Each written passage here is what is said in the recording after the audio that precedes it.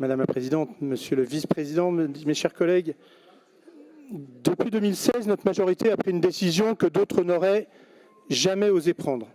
Faire de la sécurité une priorité régionale, alors même qu'elle ne relève pas de notre compétence obligatoire. Nous avons pris cette responsabilité parce qu'elle était nécessaire, parce qu'elle était attendue, et parce qu'au moment où les violences du quotidien se renforçaient, nous avons refusé de choisir la facilité de l'inaction.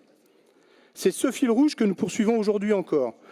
Après un triplement dès 2016, puis une progression constante, notre effort a atteint un sommet en 2023 pour répondre aux émeutes, et il s'est depuis stabilisé, mais jamais relâché. En 2026, il a atteint plus de 41 millions d'euros, poursuivant ainsi une trajectoire claire, assumée, constante. Ce budget, nous le portons avec détermination, au moment même où certains contestent devant les tribunaux le simple droit pour la région de protéger les Franciliens. À cela, je veux répondre calmement mais fermement que nous ne reculerons pas. Oui, la région continuera à agir et oui, nous continuerons de soutenir les communes, l'État et tous ceux qui, sur le terrain, protègent nos concitoyens. Car chacun le sait, dans nombre de communes, notamment les plus petites, la montée des besoins dépasse les capacités financières locales. C'est pour ça que le bouclier de sécurité est devenu un pilier. Il protège désormais 9 Franciliens sur 10 et accompagne plus de 700 communes dans l'installation de vidéoprotection, l'équipement des polices municipales ou la rénovation d'infrastructures essentielles. Et qu'on ne réécrive pas l'histoire, ceux qui aujourd'hui s'en réclament n'ont jamais voté pour lui. Le Rassemblement national l'a rejeté, la gauche refuse systématiquement les aides que nous accordons. Pendant que certains montent sur les tribunes, nous montons les dispositifs sur le terrain. C'est une différence politique, une différence de méthode et surtout une différence de courage. Notre bilan parle pour nous. En moins de 10 ans, des dizaines de sites de sécurité publique ont été construits, rénovés ou sécurisés. Des commissariats, des casernes, mais aussi des postes de police municipale ou encore des établissements pénitentiaires.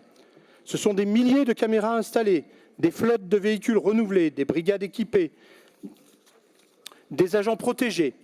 Ce ne sont pas des chiffres abstraits, ce sont des actes qui rendent les rues, les gares et nos quartiers plus sûrs. En 2026 ne sera pas une année de pause. Nous renforçons le maillage territorial des forces de sécurité nationales. Nous augmentons notre soutien aux pompiers et aux SDIS, dont chacun connaît l'engagement au quotidien. Nous amplifierons aussi la sécurisation des lycées, car protéger la jeunesse n'est pas un slogan, c'est tout simplement un devoir. Depuis 2016, nous consacrons chaque année plus de 20 millions d'euros à cette mission. Et en 2026, nous continuerons avec une généralisation de la vidéoprotection, des sas d'entrée plus robustes, des contrôles d'accès modernisés. Les proviseurs, les enseignants, les élèves savent, eux, ce que cela change. Ils le vivent dans leur établissement. Ils n'ont pas besoin d'idéologie, ils ont juste besoin de sécurité. Les brigades régionales de sécurité portées par la région en sont un autre exemple.